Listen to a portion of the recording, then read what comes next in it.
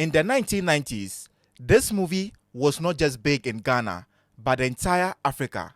Not just because it was based on a real story, but because it became a guide for stowaways in Africa. Now, for those of you who don't know what this movie is, it is called The Deadly Voyage. It was produced in Ghana in 1996, and it was based on a real story of this guy called Kingsley Ofosu. Now, this is how it happened.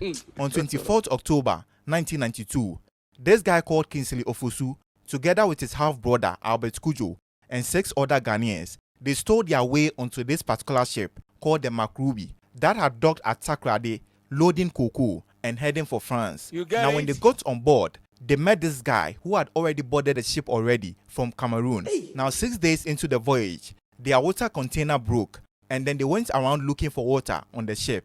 That is when they got caught by these crewmen, but they were able to convince them by giving them money. Then they agreed to hide them where they put the ship's anchor chain. Now, they were there for 3 days. Then the crewmen came, moving them 2 by 2, claiming that they were taking them to a more comfortable place. Not knowing they were unaliving them, they did it until they got to the final 2, which is Kingsley Ofosu and his brother.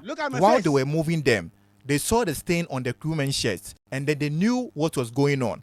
His brother, Albert Kujo, was clipped and then thrown into the ocean. But then he was able to run away and hide on the ship. Now, they looked for him for 3 days, and then they couldn't find him until they finally got to France. Then this guy was able to escape to the police in France and report the whole matter. Luckily for him, they found some Ghanaian documents on the ship that proved that whatever this guy was talking about was really true.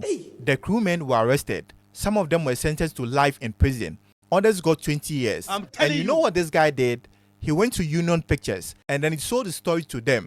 Then he struck a deal that will give him a percentage of whatever they got. Initially, they gave him $67,000. Then this guy put himself through school and invested the rest of the money in business here in Ghana. Now, in 2007,